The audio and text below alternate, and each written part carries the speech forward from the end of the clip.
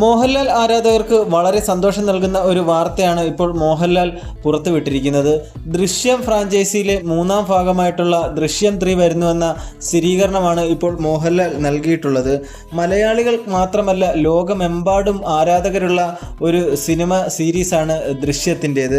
മലയാളികളെ ത്രില്ലർ സിനിമയുടെ പുതിയ അനുഭവ തലത്തിലേക്ക് കൊണ്ടുപോയ ദൃശ്യം സിനിമയുടെ 3-ാം ഭാഗം വരുന്നു. മോഹൻലാൽ തന്നെയാണ് ഇക്കാര്യം സ്ഥിരീകരിച്ചത്. ഗലാട്ട തമിഴിന് വേണ്ടി സുഹാസിനിക്ക് നൽകിയ അഭിമുഖത്തിലാണ് മോഹൻലാൽ ദൃശ്യം 3 സംഭവിക്കുമെന്ന് വെളിപ്പെടുത്തിയത്. മോഹൻലാലിൻ്റെ വാക്കുകൾ ഇങ്ങനെയാണ്: ഷൂട്ട് ചെയ്യുന്നതിന് 5 വർഷം മുമ്പ് സംവിധായകൻ്റെ കയ്യിലുള്ള തിരക്കഥയായിരുന്നു ദൃശ്യത്തിൻ്റേത്. ഒരുപാട് പേരോട് തിരക്കഥ അവതരിപ്പിച്ചിട്ടുണ്ടെന്നാണ് അറിയുന്നത്. പക്ഷേ അവർക്കാർക്കും സിനിമ ബോധ്യപ്പെട്ടില്ല. ആൻ്റണിയാണ് എന്നോട് പറഞ്ഞത് ഇങ്ങനെ ഒരു സബ്ജക്റ്റ് ഉണ്ട്, കേൾക്കാമോ എന്ന്. തിരക്കഥ കേട്ടപ്പോൾ ഞാൻ ഞെട്ടിപ്പോയി. അവിശ്വസനീയമായ ഒന്നായിരുന്നു അത്. കുടുംബത്തിന് വേണ്ടി നിൽക്കുന്ന ഒരാളെന്നതായിരുന്നു ആ ചിത്രത്തിൽ ആളുകൾക്ക് താല്പര്യമുണ്ടാക്കിയ ഘടകം. 6 വർഷത്തിനു ശേഷം ദൃശ്യം 2 പ്ലാൻ ചെയ്യുമ്പോഴാണ് കോവിഡ് വന്നത്. പക്ഷേ അത് മലയാളം ഇൻഡസ്ട്രിക്ക് ഗുണമായി.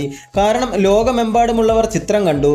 അടുത്തിടെ ഗുജറാത്തിൽ ചിത്രീകരണം നടക്കുമ്പോൾ അവിടുത്തുകാരായ നിരവധി പേർ ദൃശ്യം കാരണം എന്നെ തിരിച്ചറിയുന്നുണ്ടായിരുന്നു. ദൃശ്യം 2-നു ശേഷം മറ്റു ഭാഷകളിലെ പ്രേക്ഷകർ കൂടുതൽ മലയാള സിനിമകൾ കാണാൻ തുടങ്ങി.